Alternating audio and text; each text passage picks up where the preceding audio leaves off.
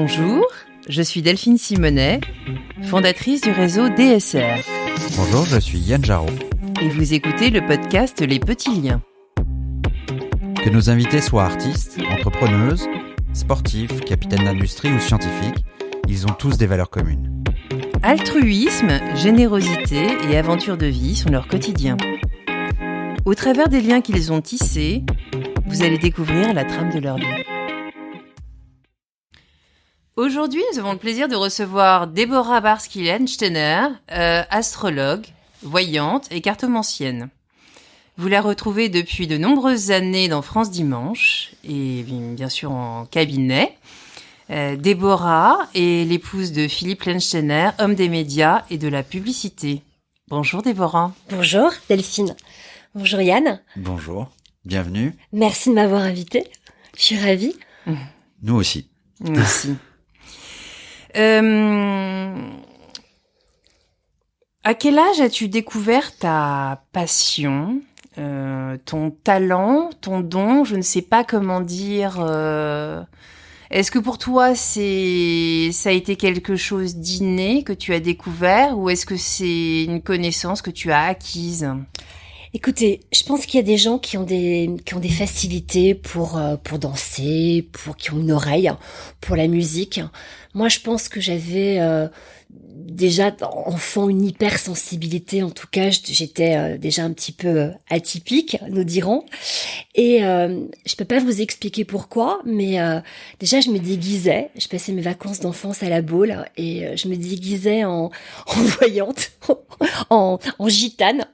Ma mère m'affublait d'une jupe longue quand il y avait des concours de déguisement et je mettais des créoles et je partais avec un petit jeu de cartes. Esmeralda. Voilà. Et Esmeralda, exactement, avec le fichu sur la tête. Et je peux pas vous expliquer pourquoi, mais je sais pas. Enfin, moi, le premier souvenir que j'ai, c'est vraiment vers l'âge de 7-8 ans, où je passais mon temps à demander aux gens t'es quel signe, t'es quel signe, t'es quel signe. Mais je peux pas vous expliquer pourquoi. Hein. C'est déjà ça sortait comme ça à 7-8 ans. Et j'étais nulle en maths, c'était une catastrophe. Et donc le vendredi soir, après l'école, je prenais des cours de soutien. Et j'étais tellement angoissée à l'idée de prendre mes cours de maths que quand je rentrais de l'école à 11h30, dans Paris Match à l'époque, il y avait un horoscope. Et je lisais mon horoscope. Mais ne me demandez pas pourquoi, c'était il fallait que je lise mon horoscope. Et en fin de compte, très très vite, je me suis aperçue que je connaissais le zodiaque dans l'ordre, quoi. Bélier, Taureau, Gémeaux, etc. Bon, puis voilà. Ok, so what. Et puis j'avais fait les cours de danse, les cours de piano, les trucs de machin. Enfin bon, bref, tout prenait la tête. Je commençais et je terminais pas. Et vers l'âge de 15 ans, 15 ans, ma mère m'a proposé de prendre des cours d'astrologie. À l'époque, c'était le début de la voyance. Je savais pas encore que j'étais voyante, enfin en tout cas que j'étais médium. Pardon ? Il y a une école ? Alors, il y a des écoles d'astrologie, mais il y a surtout des professeurs. Il y a des professeurs il y a des gens qui enseignent l'astrologie. Et donc, j'ai trouvé une prof d'astrologie. Donc, j'ai rencontré une femme, qui était au tout début de la voyance par téléphone. Donc, elle travaillait, donc, avec l'audio. Alors, donc, elle avait avant, il n'y avait pas Internet. Donc, comment on trouve une prof d'astrologie? Parce que tu as des magazines, Elle était dans les pages jaunes. Elle devait être dans les pages jaunes ou dans des magazines spécialisés tels que Astre à l'époque, qui étaient des journaux connus. Et puis dans les années 90, on était vraiment au tout début de la voyance par téléphone. Voilà, à l'époque, on donnait sa carte bleue et puis on avait quelqu'un qui en direct de 9h du matin jusqu'à minuit pouvait répondre à des questions qu'on pouvait se poser. Voilà. Et du coup, donc j'ai commencé mes cours d'astrologie. D'ailleurs, j'étais avec une de mes copines qui s'appelait Laetitia, donc on allait prendre nos cours d'astro. Et le premier souvenir que j'ai eu, c'est qu'elle m'a sorti 3 thèmes. J'ai eu droit à Coluche, Claude François et Mitterrand. Donc là, je suis imbattable sur les thèmes des 3, je les connais tous par cœur. Et cette femme m'a fait mon thème. Honnêtement, j'ai rien compris. J'avais 15 ans. Moi, le seul truc qui m'intéressait, c'était savoir quand est-ce que j'allais rencontrer un mec. Donc, franchement, mon caractère, mon truc, mon machin, honnêtement, je m'en foutais total. J'ai rien compris. J'étais vraiment trop jeune. Et la seule chose qu'elle m'a dit, c'est que j'avais une hypersensibilité et un don de voyance. Et l'été de mes 15 ans, un peu plus tard, je suis partie à Cannes. Et sur la plage, il y avait un voyant qui s'appelait Jacques Sialom. Et le mec faisait sa pub en disant qu'il avait été voyant de Kennedy et d'Onassis. Il prenait 350 francs à l'époque. C'était quand même de l'argent, hein, 350 francs. Et donc, j'ai été voir ce monsieur et je lui dis, voilà, je voudrais une consultation. Il m'a dit, mais t'es mineur, je peux pas te faire de consultation. Donc, il fallait l'accord d'un adulte. Donc ma mère a accepté, voilà, qu'il me fasse une consultation. Et le mec faisait ce qu'on appelle du direct, c'est-à-dire qu'il te touchait la main. Et là, il sentait, il partait en voyance. Et cet homme me dit, alors voilà, plus tard tu seras voyante, tu seras très connue, tu écriras dans les journaux et tu feras des émissions de télé. Moi, toujours pareil, le seul truc que je voulais savoir, c'est quand est-ce que j'allais rencontrer un mec. Tu vous imaginez bien qu'à cet âge-là... Parce qu'entre les deux consultations, toujours pas. Bah non, toujours pas. Non, voilà. Donc, si tu veux, le mec, voilà. Et c'était très, très impressionnant parce que cet homme, d'abord, m'a décrit ma vie plus tard. Il m'a dit des choses assez fortes, voilà, qui m'ont quand même marqué puisque, 25 ans plus tard, il y a vraiment des choses qui se sont réalisées. Et ce mec m'a dit, je vais te débloquer. Vraiment ta voyance. Et là, ça a été très compliqué parce que ça fatigue, ça perturbe. Et puis, quand t'as une quinzaine d'années, bah, tu vas être comme tout le monde. Et là, j'ai vraiment eu ce qu'on appelle mes flashs, quoi, mes premières fulgurances. Donc, je tâtonnais déjà du tarot. Parce que ça m'amusait, parce que ça m'intéressait. Oui, on utilise un jeu de tarot pour tirer les cartes. Alors, il y a plusieurs supports pour la voyance. Tu as des gens par le petit, le 21. Le 21. Alors,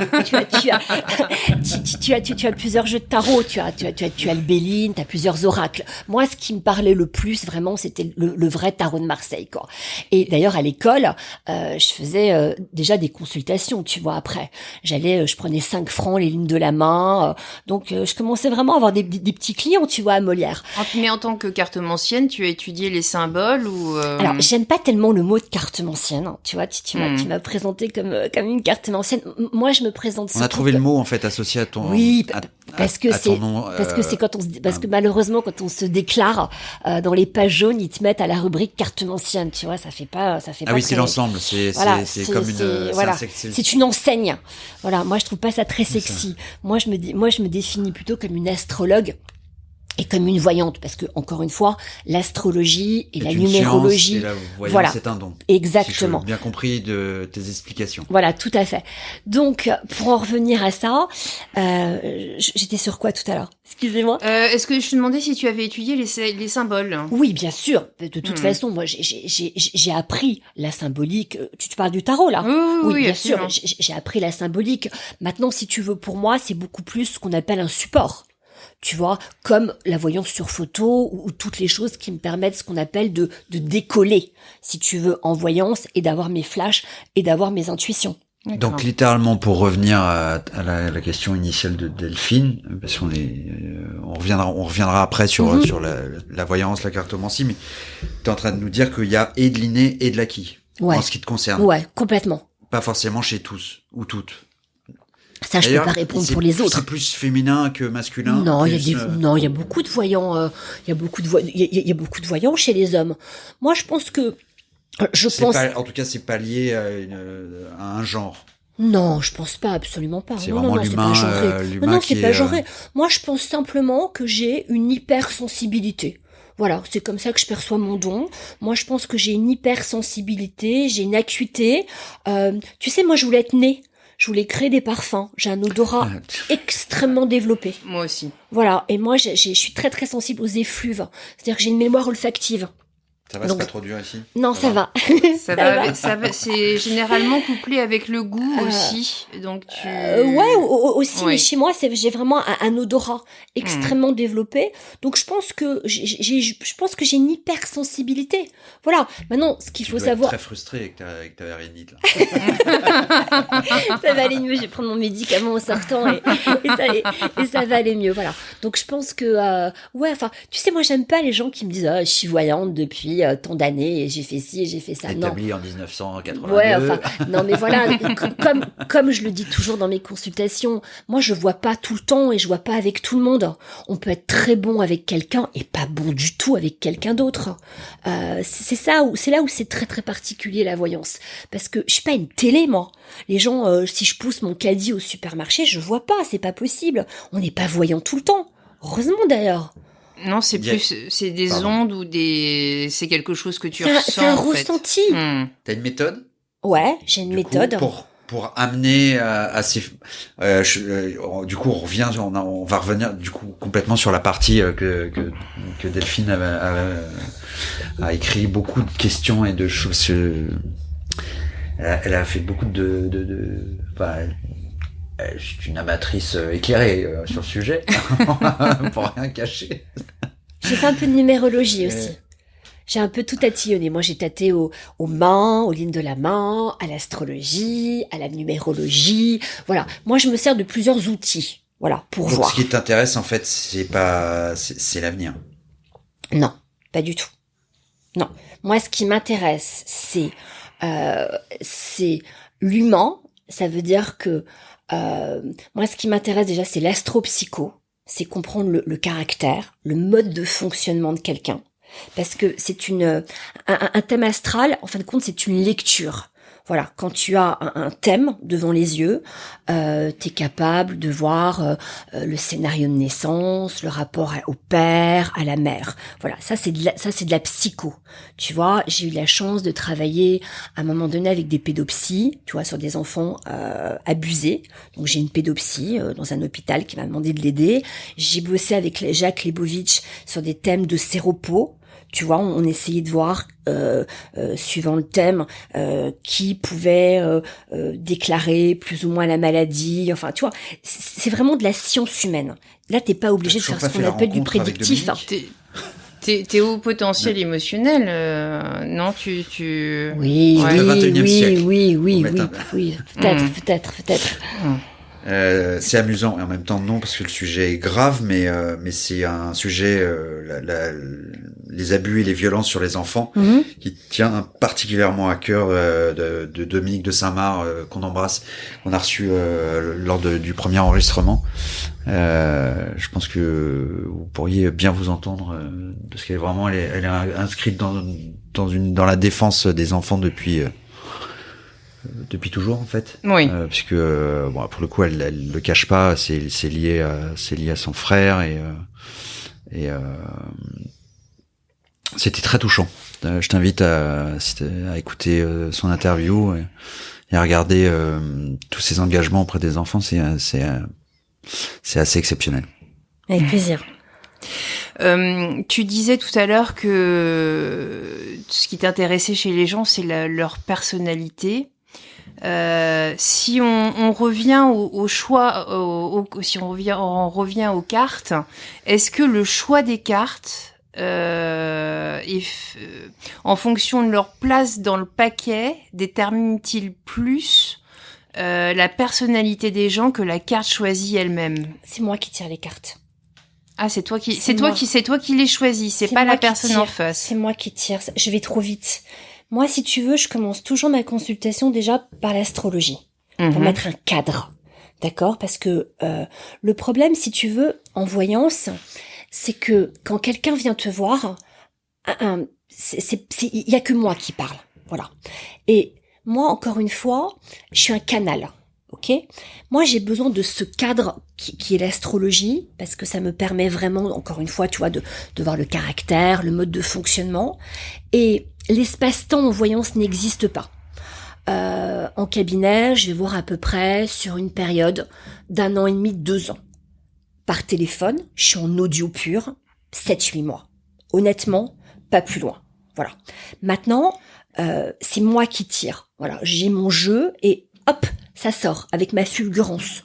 Donc la place dans le paquet, je suis pas. Non, pour moi ça n'a rien à voir. Ça n'a rien à voir. Non, ça n'a pas du tout de. Voilà, c'est moi qui sens.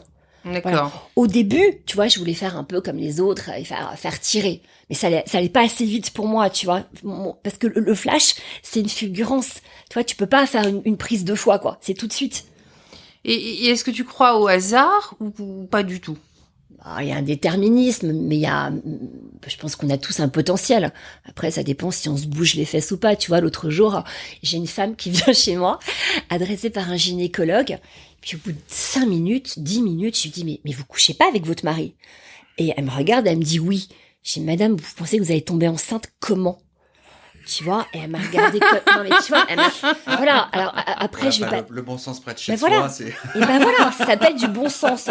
Voilà, tu sais, le problème, à un moment donné, c'est que les gens sont... c'est la première intelligence. Ah, voilà, je pense aussi. Il me l'a dit à déjeuner avant-hier. Voilà. Tu sais, je pense qu'il y a des gens qui viennent des fois en consultation et on peut pas se moquer d'eux parce qu'ils sont dans une réelle souffrance. Mais t'en as, ils te posent des questions, mais je sais pas, moi. Tu vois, moi, je leur dis toujours, mais vous savez, si j'avais une numéro du loto, je les garderais pour moi. Enfin, tu vois, voilà. On y reviendra. En off. J'ai déjà suffisamment de personnes à partager. Sinon, je voulais savoir aussi quelle était ta conception du temps. Est-ce que tu as une conception linéaire du temps, pas du tout, ou Tu veux dire par rapport aux clientes? Non, moi l'espace-temps. Le temps en général, est-ce que pour toi c'est quelque chose de linéaire, passé, présent, futur, ou est-ce que pour toi, puisque tu peux avoir capté des choses du futur, est-ce que pour toi, le temps n'est pas forcément linéaire puisque tu peux... Tu sais, comme j'écris des horoscopes pour la presse depuis plus de 22 ans, j'ai eu la chance de remplacer Madame Soleil à France Dimanche. Ça me fait toujours marrer, mais je me dis à photo Madame Soleil, quand même, Germaine Soleil, c'était quand même... voilà. Donc, je lui ai succédé à France Dimanche. Bah, tu sais, moi j'ai toujours un espace-temps, je suis toujours un peu en avance parce que voilà, tu vois, là on est au mois de juillet, moi au mois de juin, je suis déjà projetée sur septembre. Mais après, tu vis les choses, voilà, tu peux pas être tout le temps obsédé par ce que tu vois. Encore une fois, moi je pense que j'ai cette chance de bien compartimenter, tu vois, ma vie professionnelle et ma vie personnelle. Moi, à l'extérieur, tu m'entendras jamais parler de voyance ou d'astrologie. Hein. D'ailleurs, les fulgurances peuvent te concerner? Non, je vois rien pour moi. C'est terrible. Non, je suis animale. Je sens des choses, mais c'est plutôt psychosomatique, tu vois, quand j'ai quelque chose. Donc je sens plus les merdes que les trucs sympas d'ailleurs. Mais bon. Est-ce que tu consultes du coup? Ouais, bien sûr. Bien sûr que je consulte. Alors, plus des astrologues. Et puis j'avais un numéro. Plusieurs. Ah bah ouais, attends, je suis comme les reines, hein. Moi je consulte. Je suis pas l'astrologue, moi. Non mais bon, après quand tu connais des gens, c'est facile. Oui, mais ça veut dire que tu vas faire un médian. Non, où tu vas dire celui-là est quand même beaucoup plus favorable. je prends celui-là cette semaine. Ah, ça dépend. C'est vrai qu'il y a des jours, ça peut m'arranger effectivement. Non. Moi, je consulte très peu. Mais attends, je vais pas te mentir, je suis assez friande. Maintenant, j'ai une copine voyante, ouais. De temps en temps, je l'appelle. Je dis, tu me ferais pas un petit... Alors, c'est pas une professionnelle, mais je trouve qu'elle est très bonne. Et de temps en temps, je l'appelle et je dis, tu me ferais pas un petit coup de carte là. Et en règle générale, elle se trompe jamais. Hein. Elle est assez bonne. J'aime bien. Écoute, attends, c'est sympa. Je suis comme les autres. Hein. Moi aussi, je suis une fille. Hein. Donc voilà. Je t'ai dit, à l'extérieur de mon cabinet. Et alors, c'est comme les médecins. Vous payez pas entre vous ou Ça dépend. Mais en règle générale, non. Effectivement, on se paye pas entre nous. Non. Voilà. Et t'arrives à apprendre d'eux?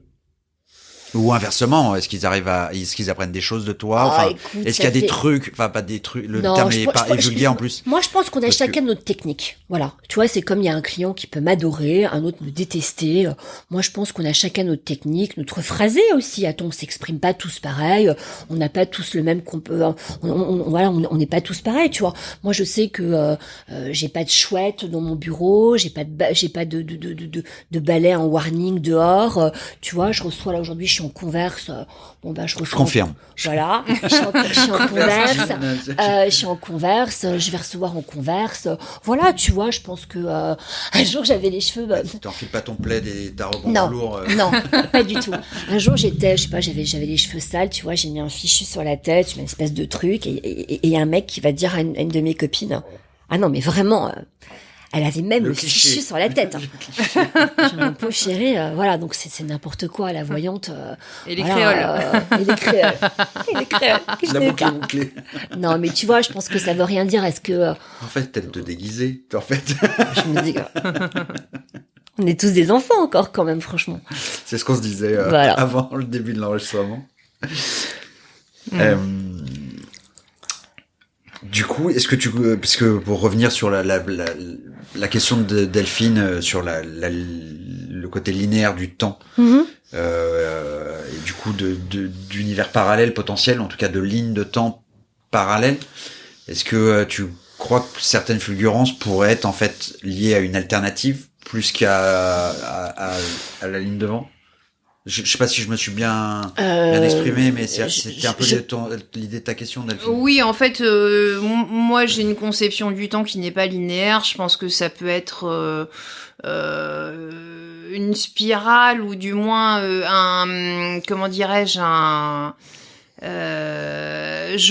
pense que le temps est plus vertical qu'horizontal. Dans la mesure où le passé n'existait pas, l'avenir n'existe pas, il n'y a que le présent qui existe. Et après, ça c'est ma conception, mais après, ce qui m'intéressait, compte tenu du fait que... je fais quand même du prédictif. Bon, les gens, en règle générale, viennent chez toi pour connaître leur avenir. Absolument. Moi, j'aime mettre un cadre, encore une fois, à ma consultation. Donc, je pense qu'il est important. Si tu veux, quand un client vient chez toi, pour moi... Après, t'appelles ça un client? Oui, je vais pas appeler ça un patient, je suis pas médecin ou un consultant. Moi, j'appelle ça un client. Voilà. Après, je vous raconterai une anecdote. Voilà. Mais un peu de croustillant. Voilà. Après. Donc, ce que je veux dire, c'est que encore une fois, moi, j'aime toujours mettre cette espèce de cadre pour qu'il y ait un point A et qu'on termine au point C ou D pour qu'il y ait une ligne. Parce que tu vois, moi, par exemple, j'ai eu des consultations à Marrakech absolument impressionnantes, mais ce qu'on appelle les chouafas, tu vois, les voyantes, elles vont te dire tiens, je vois un homme comme ci, comme ça. Et le problème du client, on va dire parisien entre guillemets, c'est que il pense que une consultation va durer 1 heure. Quand j'étais plus jeune, j'ai eu la chance de rencontrer Didier Derlich. C'est lui qui m'a donné quelque part l'envie d'être voyante, tu vois, c'était, je sais pas si vous voyez qui est... Télé 7 jours. Alors, Didier Derlich, il était sur Télé 7 jours, mais il avait surtout une émission de voyance où il tirait les cartes. Et, moi, j'étais fascinée par ce mec-là. Et, je débutais, tu vois, j'avais 15-16 ans, je l'ai croisé, et il m'a dit un truc qui m'a toujours marqué, il m'a dit, tu sais, en 7 minutes, t'as tout vu. Et c'est ça que les gens ne comprennent pas, encore une fois. C'est qu'on a ce qu'on appelle... Ou rien voir, d'ailleurs, c'est ce que tu dis. Ou rien voir. Plutôt, Donc, si tu veux, un flash, ça veut vraiment dire ce que ça veut dire, quoi. Donc, c'est pas parce que tu vas garder un client 1 heure, c'est de la psy, à un moment donné, où c'est pas que tu enrobes, mais encore une fois, moi, je mets toujours cette espèce de cadre où, quand tu vas voir un médium, il faut que le voyant, en tout cas moi c'est comme ça que je vois les choses, soit capable de te donner des dates de ton passé ou des choses pour que tu puisses vérifier. Parce qu'en vrai... Donc là on est dans l'astrologie, on est dans la science. Moi je mélange les deux, encore une fois. Oui, non mais moi, tu reviens régulièrement au cadre. Moi je reviens toujours au cadre, mais... thème astral. Voilà, mais aussi de la voyance, parce que si tu veux, moi c'est un mélange, encore une fois c'est une hypersensibilité. Mais c'est là où certaines fois, tu vois, j'ai des gens dans mon métier où je trouve qu'il y a beaucoup d'escrocs et beaucoup de clients qui se font avoir, parce que quand tu consultes, en vrai, tu veux quoi? Tu veux savoir que les bonnes nouvelles. On est d'accord. Bon, moi l'autre jour, je me suis engueulée avec une cliente. Tout ce que je lui disais, ça allait pas. Au bout de 5 minutes, j'ai dit madame, vous savez quoi? Vous allez m'écrire ce que vous voulez que je vous prédise. Parce que c'est voilà, effectivement c'est très compliqué. C'était un peu la suite, quelles sont les raisons principales pour lesquelles les gens te consultent? L'amour et le business. Bon, le truc normal. Hein. Et la santé. Moi, je fais pas la santé. Moi, je suis pas médecin. Je suis très très précautionneuse. France refuse. Non, mais ils peuvent te consulter pour ça, mais je fais pas. Non, moi, je suis pas médecin. C'est comme dans les règles. C'est comme dans les règles du groupe. Moi, je pense que je suis pas tout bib.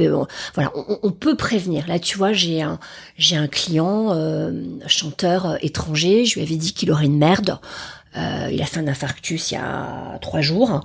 Mais ça, je lui avais dit, fais gaffe, hein, tu vas avoir une merde. Boum, c'est tombé. Voilà. Mais parce qu'il fume trop et que je savais qu'il y avait une merde. Voilà, tu vois ce que je veux dire. Mais la santé, non, tu touches pas. Attends, t'es pas médecin, putain, c'est grave. Puis, si les nouvelles sont pas bonnes, les gens, ça peut détruire les gens psychologiquement. Par contre, aussi. Tu vois, pour les femmes en PMA, parce que c'est un sujet qui me touche et voilà, je pense que c'est bien de leur donner, tu peux leur donner des dates, tu peux leur dire certaines choses pour les aider et pour les aiguiller. Mais la santé, jamais. Et d'ailleurs, dans France Dimanche, dès que je reçois des questions de PMA, l'ordre... qui est donc la procréation médicalement assistée pour les femmes. Donc, non, moi, la santé, je touche pas. Faut pas. C'est trop dangereux. Je suis pas médecin.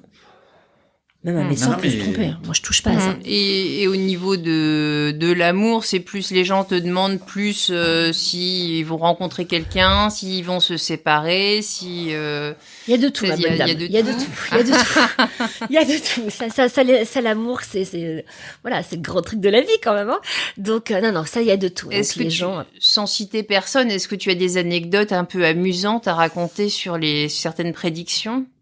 Oh là là, j'en ai plein, même, vous voulez dire. Non, mais c'est, non, mais je trouve que c'est très touchant. Moi, ce qui me touche le plus, c'est quand j'ai des mecs amoureux en consultation. Parce que, déjà, les filles, on est assez gratinées. Mais alors, un mec amoureux qui attend, tu vois, qui est amoureux d'une nana, qui veut savoir s'il va sortir avec elle ou s'il va se passer quelque chose, c'est souvent même vachement plus touchant. Tu vois, parce que tu sens, hein, parce que l'homme est quand même beaucoup plus pudique en consultation, tu vois, il est plus fidèle aussi que les femmes. Les hommes, tu vois, toi, tu veux dire, ils viennent plus avec moi. Ouais, et puis non mais change-moi souvent. Peut-être c'est de la flemme. Ils sont oui, comme tous les garçons, très souvent, je suis d'accord avec toi. Non, mais l'homme est moins volatile, tu vois. Juste, t'es la meilleure. Ça, c'est à eux de le dire. C'est quand même si, c'est un moment, c'est. Ouais, mais tu les rassures et tu les maternes aussi. Et puis attends, c'est quand même de l'ordre de l'intime, hein, d'aller voir une voyante. C'est comme un thérapeute. C'est ça, c'est ce que je... Voilà, je pense qu'une fois que t'es en confiance avec quelqu'un et que t'as établi un lien, bah, tu le gardes. Voilà. Moi, j'ai des gens que je suis depuis plus de 25 ans, quoi. Si j'ai eu un homme. Et alors, du coup, il y a très longtemps. C'est quand même effectivement le vrai sujet de notre rencontre et du podcast. Tu crées des liens. Du coup, tu les vois à l'extérieur. Certains sont devenus des amis. Alors, il y a très certains. Alors, certains, oui, il y a très longtemps. Après, t'as ta vie. Voilà. Après, tu peux pas. Et puis, moi, je touche pas à mes amis proches. Toi, ma meilleure amie, je fais pas de consultation. Je ne peux pas. On en a encore parlé il y a 3 jours. Elle m'a dit, mais merde, quand même. Je dis, non, je peux pas, parce que tu mets de l'affect. Tu vois, donc il vaut mieux qu'elle aille consulter quelqu'un d'autre. Ouais, puis c'est chiant de dire des trucs pas sympas. Là, tu vois, l'autre jour, j'ai une de mes copines qui a été consulter une voyante. Et, je pense que la fille lui a raconté ce qu'elle voulait entendre. Moi, je pense que, voilà, je lui ai dit un truc pas très sympa. Elle m'en veut. Tu vois, maintenant, je sais que dans quelques temps, elle va me dire, t'avais raison. Voilà, donc il vaut mieux, voilà, t'as pas d'affect, c'est mieux. Tu vois, moi, tu fais ton métier comme ça et c'est bien mieux. Il y a pas d'histoire. Du coup, tu gardes tes liens. Moi. Et tu sépares. Ouais, oui, c'est ce que tu disais tout à l'heure d'ailleurs. Avec l'âge, globalement, tu séparais beaucoup ta vie pro et ta vie perso, donc. Bah, c'est pas que je sépare. Oui, enfin, j'ai ma vie professionnelle et ma vie personnelle. Voilà. Après, heureusement, parce que tu peux pas. C'est chronophage quand même ce métier. Hein. Moi, si je coupe pas mon téléphone, j'ai des appels à 2-3 heures du matin. Certains ne savent pas le faire. Ah non, moi je fais pas. Non, mais d'abord, tu sais, la voyance, c'est quelque chose qui fatigue énormément. Vraiment. Moi, je ne peux pas faire plus de 4 consultations en cabinet par jour. À mon âge, hein, j'ai eu une époque, je peux te dire, j'en faisais 6 par jour pendant 5 jours. Aujourd'hui, à mon âge, si tu veux faire une vraie voyance de qualité, c'est pas possible. Voilà. Parce que ça fatigue, et puis tu pètes les plombs, quoi. Tu prends toute la mauvaise énergie des gens. Le téléphone, moi, j'en fais 2. Tu vois, ce matin, là, avant d'aller, j'étais à Necker, je m'occupe d'enfants malades. Ça aussi, voilà, c'est autre chose qui me passionne. Ce matin, j'ai fait 2 consultations, mais j'aurais été incapable de faire une 3e consultation. Ça fatigue beaucoup, beaucoup, beaucoup. Surtout le téléphone, enfin le cabinet aussi, tu vois, mais t'as une décharge émotionnelle, quoi. Tu peux pas. Moi, je sais d'ailleurs pas comment les thérapeutes arrivent à enclencher comme ça autant. Tu vois, demain, je travaille pas. Je peux pas travailler tous les jours, c'est pas possible. Pour faire quelque chose de qualité, on peut pas dans mon métier, c'est pas possible. Mais c'est parce que tu es surtout une éponge émotionnelle aussi. Ouais, je suis une éponge émotionnelle et puis je pense que je suis quelqu'un d'intense au niveau de mon caractère de bon bélier et que je me défonce surtout. Moi, j'aime pas les choses mièvres, ça m'emmerde. Voilà, donc moi je pense qu'il faut y aller, quoi. Donc t'y vas et c'est comme si tu montais sur scène, quoi. En même temps, l'autre jour, j'ai un rugbyman à qui j'ai fait une consultation et c'était très mignon parce que moi, si je te fais pleurer en consultation ou si je t'ai fatigué, c'est que j'ai fait mon métier. C'est ce que je leur dis à chaque fois. Si je vous touche dans l'émotionnel et qu'il se passe un truc quelques heures plus tard, c'est qu'on est en lien et qu'on a fait un truc. Et le mec m'a appelé à l'époque, il a joué en équipe de France, et il m'a dit, il m'a rappelé après, il m'a dit... Ça réduit le nombre de personnes. Et il m'a dit... T'as pas donné la... Non, je donne jamais non. Et il joue plus.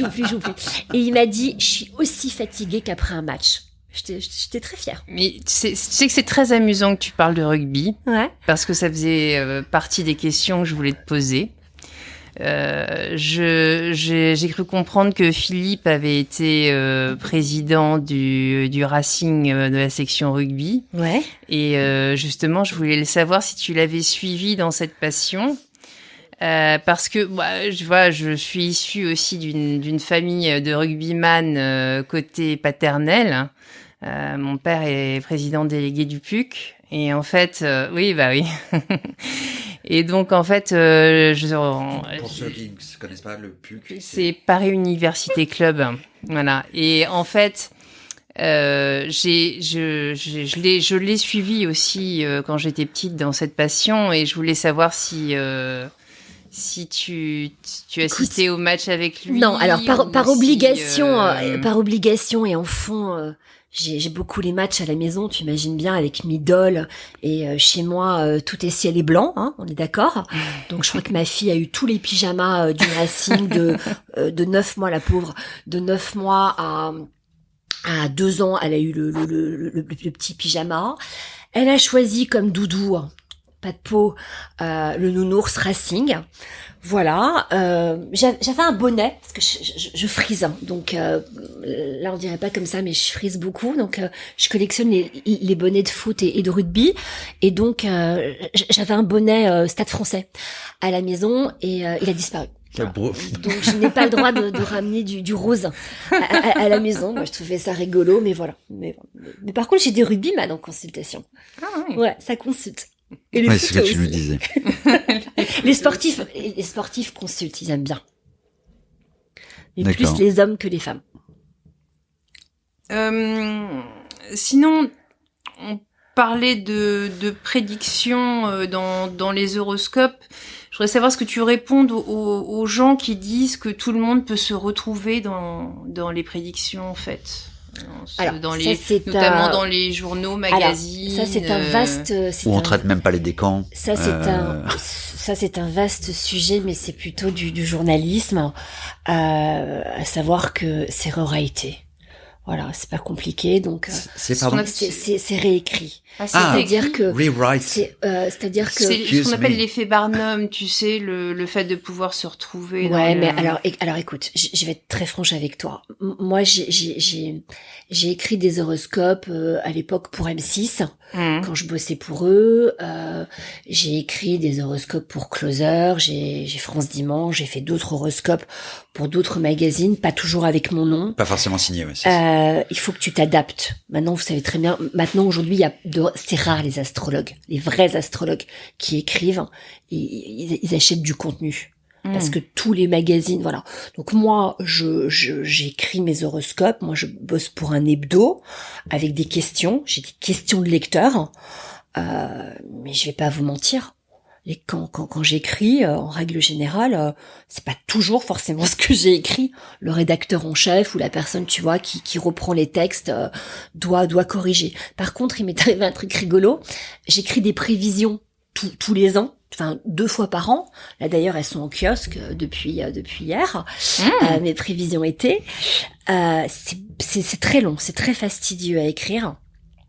Donc, il reste en kiosque pendant 2 mois? Non, pendant 1 semaine. C'est un hebdo. Et j'avais écrit que 2020 serait une année pourrie. Moi, le Covid, je l'ai pas vu. Je pense que je défie quiconque de dire qu'il aurait vu ce bordel. Et mon rédacteur en chef m'a dit « Ah non, mais tu peux pas écrire des choses comme ça, c'est pas possible. » J'avais dit que ce serait vraiment le bordel. Et c'est vrai que j'avais dit à beaucoup de clientes que le mois de mars serait pourri, quoi, en 2020. J'aurais jamais imaginé de ma vie ça serait à ce point-là. Ce bordel. Et là, quand j'ai écrit mes prévisions 2021, il m'a dit « Bon, écris ce que tu veux. » Donc, depuis, ça l'a calmé. Non, parce que si tu veux, je pense que suivant les supports, tu peux pas écrire pareil pour Jeune et Jolie ou je sais pas quel magazine, tu vois, qui va parler à des teenagers, qu'à des adultes, qu'un magazine senior. Voilà, donc tu écris des tendances. Voilà, c'est tout. Maintenant, c'est sûr que les gens, il faut les faire. Enfin, ce que va te dire un rédacteur en chef. Rêver. Bah bien sûr. Il faut que ce soit un peu glam, sinon c'est pas rigolo. Tu peux pas forcément tout dire. C'est pour ça qu'en consultation, moi je me gêne pas pour être cash. Parce que je pense que les gens, ils viennent chercher la vérité. de l'authentique et de la vérité. Faut pas les empouler. Des fois je parle mal, je l'avoue, je suis un peu trop direct. Mais au fond, je m'en fous. Alors justement j'aimerais qu'on revienne sur ta formation en fait, parce que donc, tu racontais que très tôt t'avais compris en fait. Enfin, sans le formuler. Tu rencontres, j'ai pas retenu son nom sur la plage de. C'est voyant, ouais, Jacques Ciel. Qui te déclenche. Qui me déclenche ma voyance. Pas l'astrologie, puisque l'astrologie s'apprend. Voilà. Donc. C'est quoi la suite en fait, parce que la suite. Tu m'as laissé sur ma faim. Ouais, exact. Alors la suite, je fais une petite déprime parce que j'ai cette espèce de don qui arrive et je comprends pas ce qui m'arrive, quoi. Et je suis pas bien. Voilà, vraiment. Et en une séance? Non, mais si tu veux, quand j'ai commencé à avoir mes flashs vers l'âge de 15-16 ans et que les gens me demandaient des choses, je savais même pas ce que je sortais. J'avais pas de maturité. Tu vois, t'as des fulgurances, ça fatigue au niveau énergétique, c'est très très particulier. Donc j'ai dû ranger mes cartes pendant, je sais pas moi, 2 ans. 2 ans. Et puis un jour, ça m'a repris. Et après, je suis partie en Belgique, à côté de Liège. Pendant ce temps-là, je faisais mes études. C'est ça, je faisais, bien sûr. Mais les profs me demandaient ce que je voulais faire à l'école. Moi, je disais que je voulais être astrologue. Donc, t'as fait ton bac quand même. Ouais. Mais moi, je voulais être mais j'étais à Molière, ouais. Moi, j'ai eu un cursus normal, mais moi, quand on me demandait ce que je voulais faire, moi, je voulais être comme Elisabeth Tessier. Voilà, non, mais tu vois, donc je la trouvais très belle et tout, machin. Voilà, je voulais être Elisabeth Tessier. Donc après, je suis partie en Belgique. Grande figure, aussi, un peu même époque Didier. Ouais, c'est les années, c'est ma génération, quoi. Tu vois, les années 90. Et donc après, je suis partie en Belgique où là, j'ai vraiment appris l'astrologie. Auprès d'un astrologue. J'étais dans une petite ville à côté de Liège. Et puis après, j'ai voulu me faire de l'argent de poche. Et comme garder des mômes, etc., ça m'emmerdait. J'avais un parrain dans la voyance qui m'a présenté à une femme qui s'appelait Maïva, qui avait donc une des premières boîtes de voyance par téléphone. Donc c'était les débuts de la voyance. À l'époque, ça coûtait 150 francs et 14 francs la minute supplémentaire. Donc, ouais. Donc là, c'était le McDo de la voyance. Il faut être hyper honnête. Voilà, c'était immédiat. Et donc cette femme m'a dit, au prix du caviar. À l'époque, non, c'était pas, voilà. Et donc, cette femme m'a engagée. Elle m'a dit, écoute, si tu veux te faire de l'argent de poche, pas de problème, tu viens travailler les week-ends. Et moi, j'étais très jeune, donc je me cachais derrière un téléphone, hein, et je mentais, tu vois, je disais pas mon âge. Et puis, j'ai eu une peine de cœur, voilà. Ça peut arriver. Ah, parce que entre Cannes et la Belgique, on a enfin... Entre Cannes et la Belgique, voilà. J'ai une peine de cœur et je me suis dit, j'ai envie de partir à l'étranger, j'en ai marre. Et j'ai appelé le Club Med. Tu coupes tous les liens avec qui? Avec les gens Non, pas avec les gens, mais j'avais envie de partir à l'étranger, j'avais envie de voir autre chose. Et j'appelle le Club Med et je leur demande si ils cherchent pas quelqu'un pour si un géo astrologie ou voyance ne les intéresse pas. Donc on me dit il faut écrire. Moi j'écris, moi ça m'emmerde d'écrire, moi je téléphone et je rencontre Lydie Trigano, donc qui était la fille de Gilbert, qui à l'époque dirigeait ce qu'on appelle le service forum. Et au Club Med, tu as des artistes ou des musiciens, des clowns, enfin tu vois, qui viennent en échange d'une semaine de vacances. Donc, je rencontre Lydie. Elle me fait passer, bien sûr, mon petit test de voyance. Les gens connus le font encore. Exactement. C'est pratique. Échange marchandises, quand même assez sympa. Donc, Lydie me fait passer mon petit test de voyance. Elle me dit, bon, ok, très bien, tu pars demain ou après-demain en Afrique. Je peux pas partir, j'ai pas mes vaccins. Bon, bref. Entre-temps, elle me demande de voir certains membres de sa famille. Ok, d'accord, très bien, pas de problème, voilà. Moi, j'avais 20 ans, 21 ans, tu vois. Et puis, quelques semaines plus tard, je me retrouve parachutée à Marrakech. Et là, donc, je commence mes conférences d'astrologie. Je vais pas vous mentir, j'avais 21 ans. Je pense que c'est là... 20 ans, 21 ans, et je pense que c'est là où t'as le culot de ton âge, quoi. Et je me disais, putain, s'il y en a un qui est plus calé que moi en astrologie, ça va être un enfer. Et donc, je faisais mes petites consultations comme ça, et donc j'expliquais l'astrologie. Et t'avais un chef de zone qui s'appelait Aliman, et Ali me dit, écoute, si tu veux...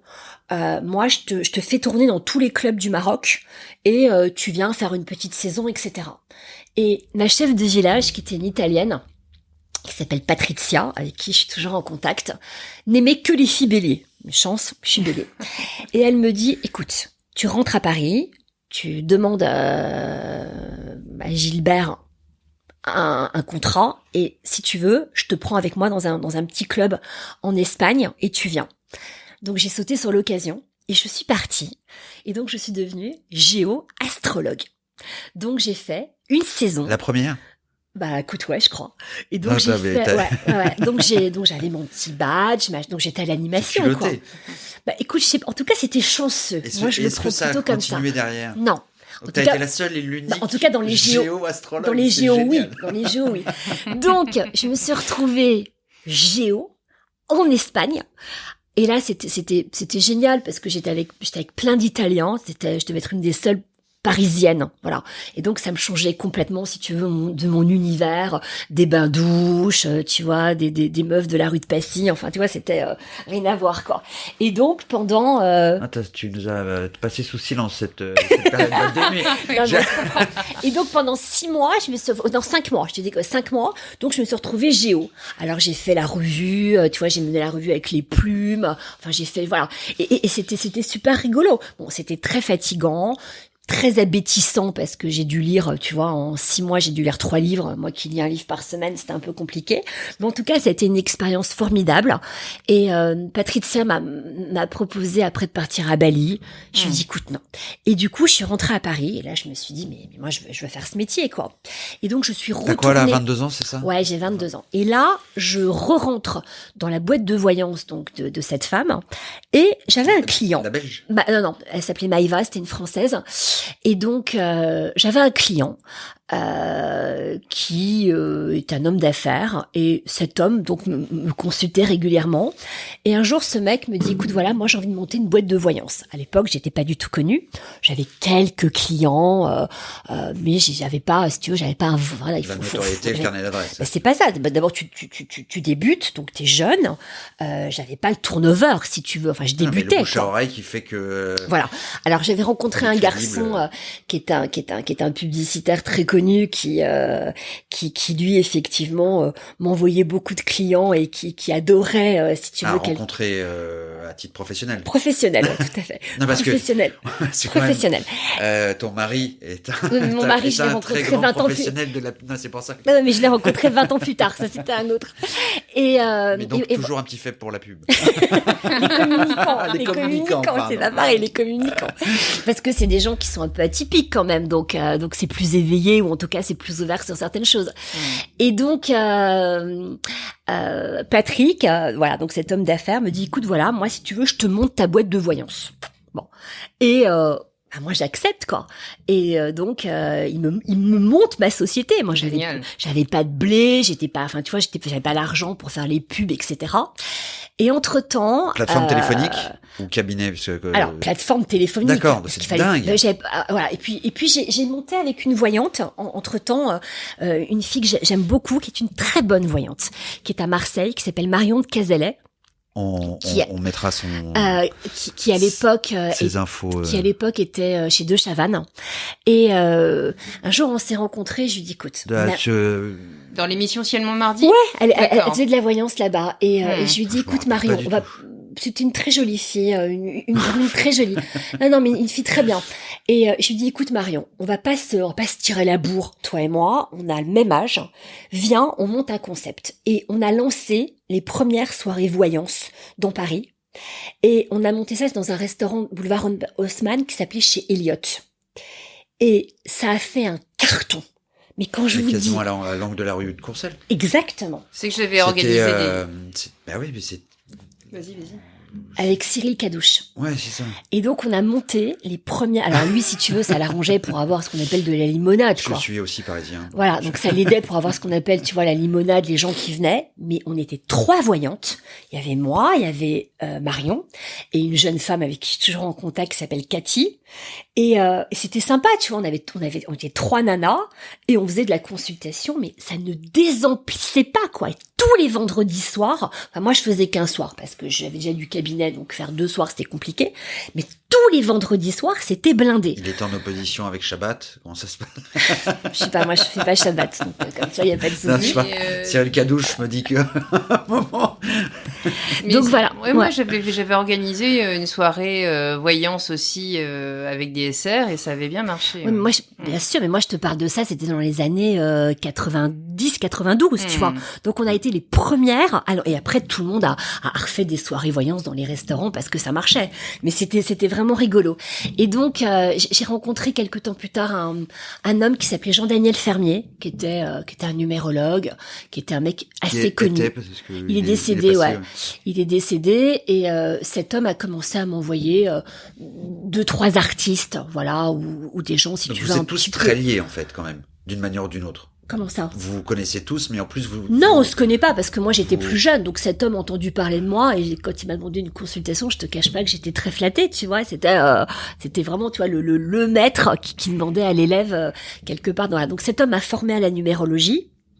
Je n'ai aucune prétention de dire que je suis numérologue. Quand on dit formé, c'est quoi? Il m'a appris... Non, mais vous à ce moment-là, vous voyez par session de 2 fois par semaine pendant 6 mois. Je le voyais de temps en temps. Bah, tu sais, je pense. Enfin. Non, mais tu apprends. Je pense qu'on est très très nombreux à pas savoir. Tu apprends beaucoup avec les livres déjà, hein, donc ça s'apprend quoi. C'est des cours, voilà. Et donc cet homme a commencé à m'envoyer des clients, voilà. Ce qui m'a fait une petite clientèle, et puis après t'as du bouche à oreille. Quand quelqu'un est content de toi, il t'envoie les autres, voilà. Et puis ensuite t'as Charles Villeneuve qui est venu me chercher pour faire des droits de savoir, voilà. Donc j'ai commencé mes très grand journaliste de TF1. Ouais, donc j'ai eu des reportages, j'en ai eu 2. Donc là, t'as 25 ans, tu passes au Trésor là, tu comprends pas ce qui t'arrive, parce que tout d'un coup, c'est... Ouais, non, c'était une rockstar à ce moment-là. Je sais pas si c'est une rockstar, mais... Non, tu veux dire l'émission? Ouais. Oui, c'était TF1, à l'époque, il y avait pas toutes les chaînes, donc les gens, voilà. Donc voilà, donc j'ai commencé... Je me souviens bien de sa voix, enfin, c'est... Non, il est charismatique, ouais. Extraordinaire. Voilà, donc Charles m'a aidé, et puis ensuite, j'ai commencé à avoir ma clientèle de bouche à oreille.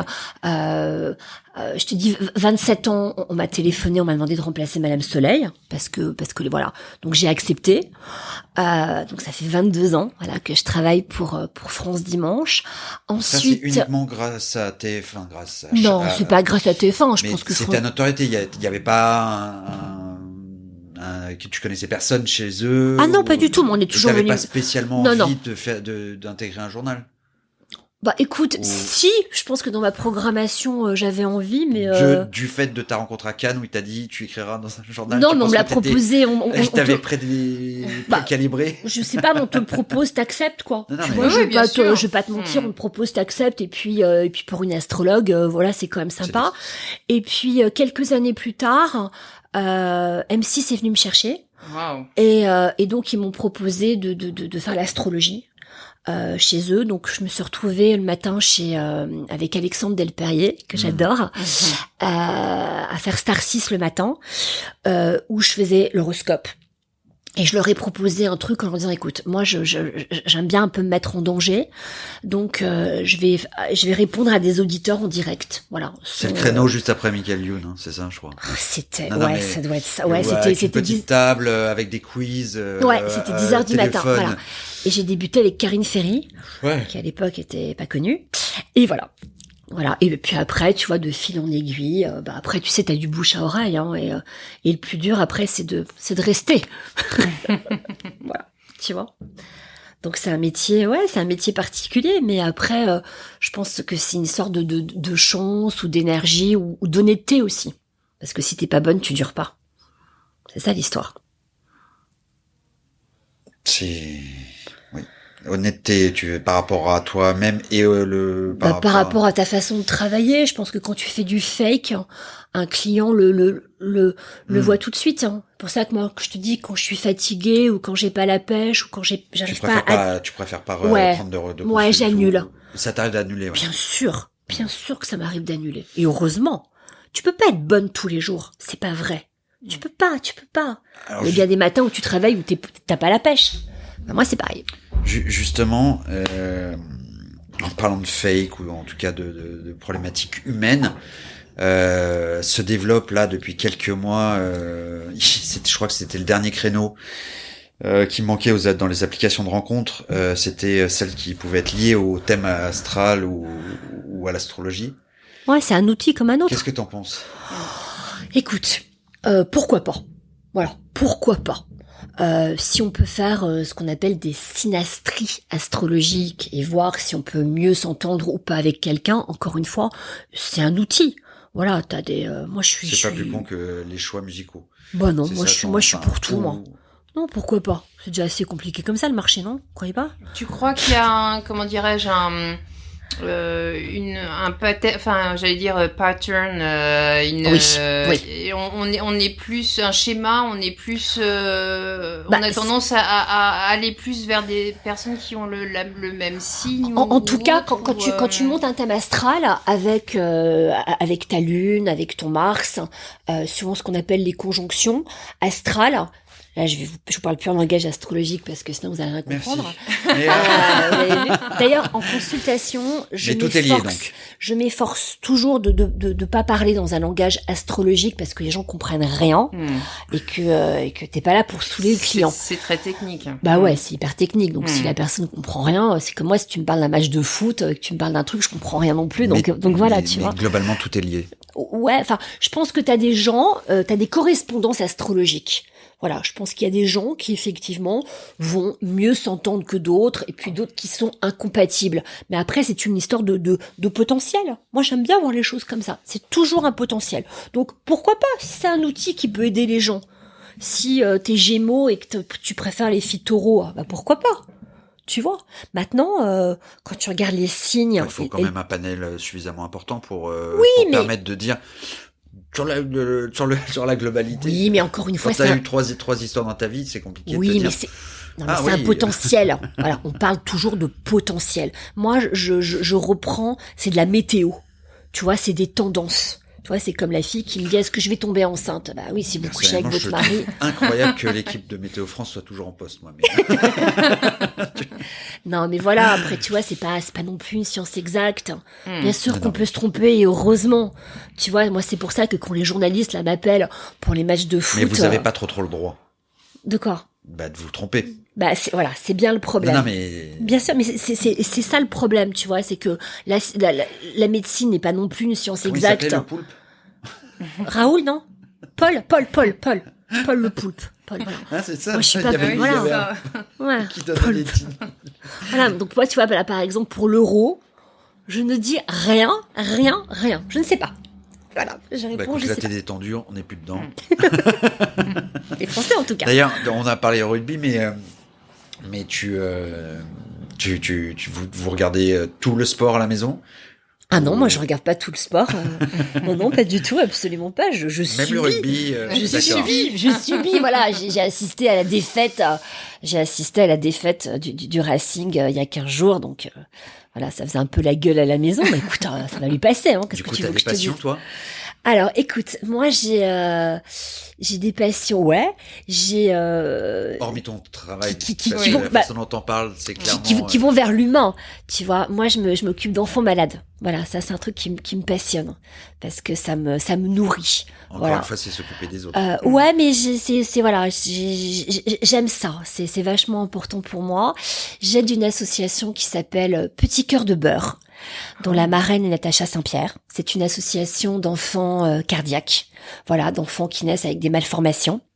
J'ai été Blues Rose. C'est son petit qui est... Ouais, son fils est né avec on mettra dans le lien dans ouais. les commentaires. Ouais. Son fils est né avec 3 ventricules ouverts et j'ai été Blues Rose il y a quelques années parce que j'avais envie de m'occuper d'enfants malades et que voilà. Est-ce que tu peux nous expliquer en quoi ça consiste? Bien sûr, tu as une association à Neckar qui s'appelle les Blues Roses qui visite des enfants malades, voilà, dont les enfants sont hospitalisés et dont les parents ne peuvent pas venir forcément parce qu'ils habitent en province. Parce qu'il n'y avait pas de maison d'enfants à côté. Voilà, parce exactement, parce que c'est compliqué et donc tu as des gens qui vont voir les enfants, qui passent de chambre en chambre, alors t'as plein d'associations. Hein. Moi j'étais chez les Blues Roses.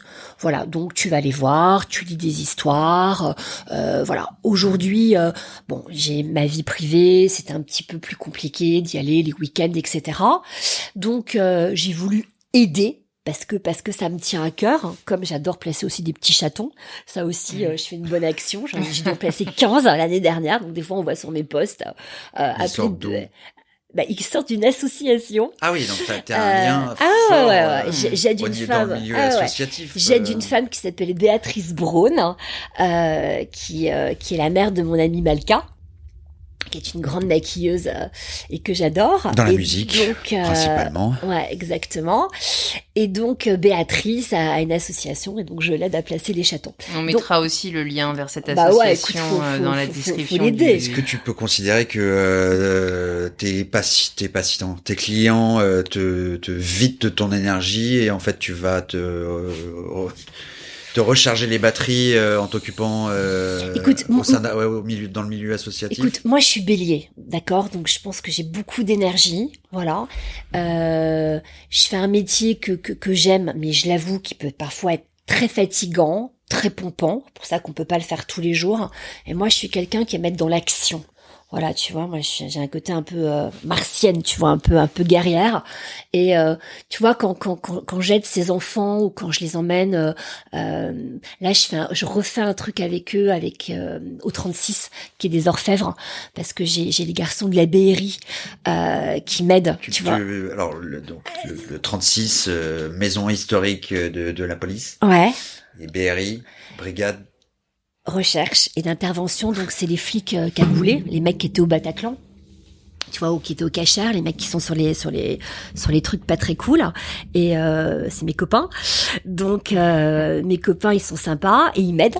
Tu vois, comme j'ai ramené aussi des enfants au Racing, voir les rugbyman, et ça me remplit, tu vois. Et je suis vachement contente quand je fais ça, parce que quand tu vois des petits enfants, j'ai des photos là dans mon téléphone, quand tu vois des mômes qui ont été transplantés, qui ont jamais marché, et que les mômes tu les vois avec les yeux qui brillent, parce que tu leur parce que tu leur montres parce qu'ils voient un policier, tu vois, et qu'on leur met la cagoule et qu'ils montent dans le fourgon de la BRI. On n'est pas très loin de Make a Wish finalement. Ouais, c'est pareil.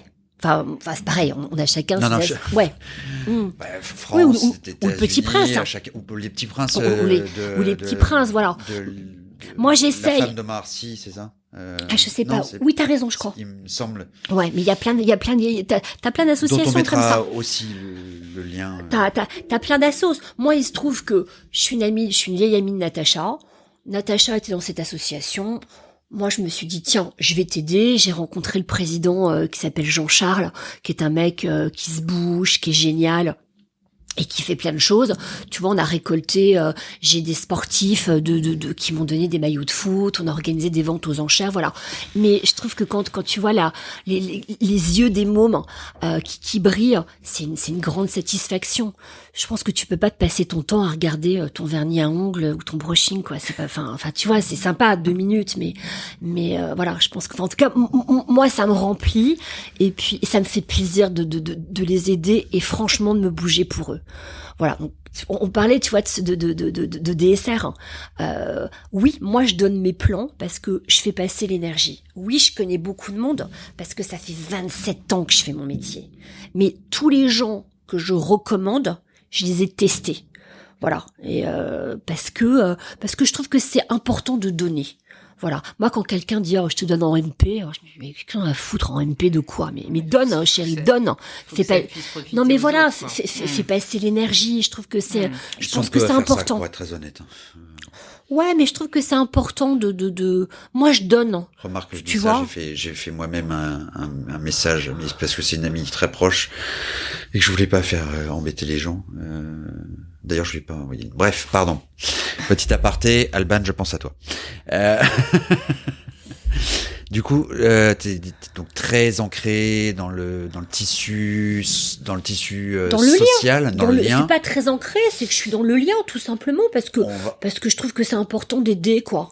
Voilà, et que dans la vie, quand t'as du relationnel et que t'as une sorte de facilité, parce que j'ai aussi peut-être cette facilité à lier le lien ou à lier le contact, et que chez moi c'est très inné et très naturel, je crois qu'il faut donner et rendre.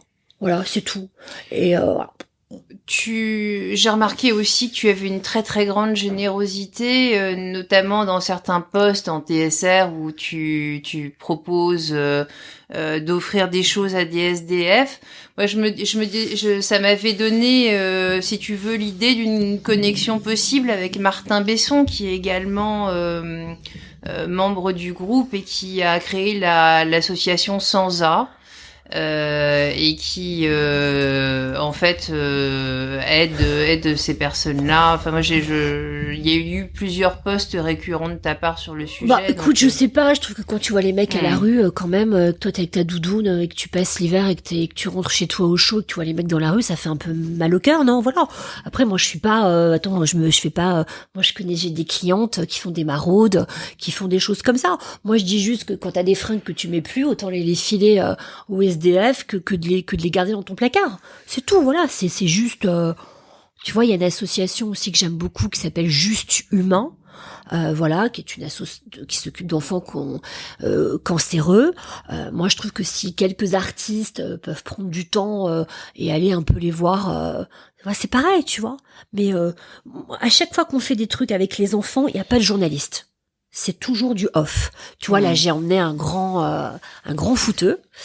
Voilà, j'ai emmené un grand footeux. Enfin, non, tout petit en taille. Tout petit en taille. Il joue en Angleterre. Tout petit en taille. Mais voilà. Je ne vous donnerai pas de nom. Voilà. Ça donne quelques indications quand même. Très très timide, très gentil. Et il est venu avec moi. Et voilà, et les mômes étaient comme des fous. Voilà. Et ouais, c'est pas tous sous leur montre en or et machin. Il y a quand même beaucoup qui font du bien. Ouais, franchement. Mais ils le disent pas. Tu vois, et c'est pas la peine d'aller se faire photographier dans la presse, quoi. Voilà, on s'en fout. Voilà, déjà, il y a un problème de l'enfant. Oui, non, mais ce que je veux Légal, dire, c'est que mais... voilà, donc je pense qu'après, tu peux pas, encore une fois, tu peux passer ton temps à te regarder ton cul, quoi. C'est pas possible, quoi. Enfin voilà, je pense que voilà. Et puis je te dis, je trouve que toi, ton groupe quelque part, c'est génial parce que c'est devenu une marque. Voilà, c'est devenu une marque, et je trouve que quand t'as des plans comme ça, c'est bien aussi de ce qu'on appelle de la cooptation, tu vois, des gens. Moi, je préfère recevoir un électricien. D'ailleurs, mon électricien, je l'ai connu comme ça. Non, mais c'est vrai, parce que quelque part, tu te dis, bah, j'ai confiance. Attends, t'as pas forcément envie de faire rentrer n'importe qui chez toi aussi, attends. Non, voilà. Les membres sont vraiment très bien sélectionnés et les gens, les gens t'as peur recommandent de la solitude avec les hommes. Je nous parlais aussi de tes clients. Non, c'est pas ça. J'ai dit, maintenant, je suis âgée, donc il y a pas de problème. Je dis juste que tu peux avoir, par les médias, une certaine clientèle avec des gens un peu particuliers. Et que dans la vie, il faut faire un peu attention. Forcément. Voilà. Je suis dans un métier quand même un peu atypique. Tu peux attirer des gens un peu dérangés, donc faut faire un petit peu attention, c'est tout. Mais enfin bon, après, je pense que les avocats c'est pareil. Hein. Mais t'es voilà. pas obligé de faire du pénal. Non, c'est sûr. non. Voilà. Et puis ça dépend dans quel côté t'es. Est-ce que tu as une anecdote au sujet de DSR que tu voudrais partager avec nous? Oh, écoute, là comme ça, honnêtement, je vois pas. Je vais pas te mentir. Non. Il y a quelques dragueurs quand même. Voilà, mais c'est rigolo. Non, je n'aurais pas de nom. Mais c'est rigolo. Non, écoute, je trouve que les gens sont plutôt assez bienveillants. Voilà, j'ai rencontré une femme que j'aime beaucoup. C'est Marie-Agnès Hutin. Qu'on appelle la fée des placards. Et je trouve cette femme absolument géniale. Chez toi, elle organise les Alors moi, elle a rien comme, fait chez moi. Elle a rien fait chez moi, mais je trouve que les gens ont été parfois très méchants avec elle en disant mais et pourquoi on prend cette femme, machin, ça sert à rien. Et ben pas du tout, parce que justement, elle a un esprit très méthodique. Elle range. Il y a qu'à voir le succès de sur Netflix de Marie Kondo. Bah ouais. Voilà. Et ben cette femme, tu vois, lu son bouquin, il est fantastique. Et ben cette femme, t'as l'impression qu'elle te range ta tête aussi. Non mais tu vois, mais c'est vachement important quoi. En général, ton chez toi est à l'image de ton état mental. Ou ta voiture. Ou l'inverse. T'as une voiture? Oui. Et voilà, donc ça dépend, tu vois. Sinon, j'aurais voulu savoir avec quelle personne tu aurais aimé ou tu aimerais avoir ou créer un lien, rencontrer. Est-ce qu'il y a quelqu'un que... On te demande de regarder un peu dans le présent ou dans le passé, pas forcément dans le futur. Quoique, tu pourrais dire je vais rencontrer mon petit-fils ou ma petite-fille. Il y a une personne que tu as envie de rencontrer, avec qui tu souhaiterais être mise en relation, ou quelqu'un qui a marqué ta vie. Bah écoute, là comme ça, si je reste sur mon métier, je te dirais que j'aurais peut-être adoré rencontrer Germaine Soleil, tu vois, qui était Madame Soleil et qui avait cette espèce de d'aura, même s'il n'était pas physiquement, tu vois, très glam. Là comme ça, le reste, écoute, non, là je vois pas, mais je vais réfléchir. Et du coup. Imaginons que, donc, à part Germaine, tu lui ferais quoi? Parce que je sais de sources sûres que t'aimes beaucoup recevoir, faire de belles tablées d'amis où ça rigole. Tu lui ferais quoi à dîner? Je prendrais un traiteur, j'irais chez mon copain Benko à côté, parce que je suis nulle en cuisine. Benko qui est à Paris dans avenue qui est avenue de non rue du Faubourg Saint-Honoré. Ouais, rue du Faubourg et qui est un très bon traiteur italien, n'est-ce pas? Et qui est membre du groupe. Voilà, absolument. Et qu'on salue. Sinon, est-ce qu'il y a un titre de livre qui t'a marqué? Faut pas que le titre, le livre. Oui, le livre. Enfin, je veux dire, est-ce que tu pourrais nous citer un titre ouais. de livre Alors, moi, ce qui m'a beaucoup marqué, c'est Le choix de Sophie. Ouais. Voilà, ça c'est un livre qui m'a beaucoup marqué.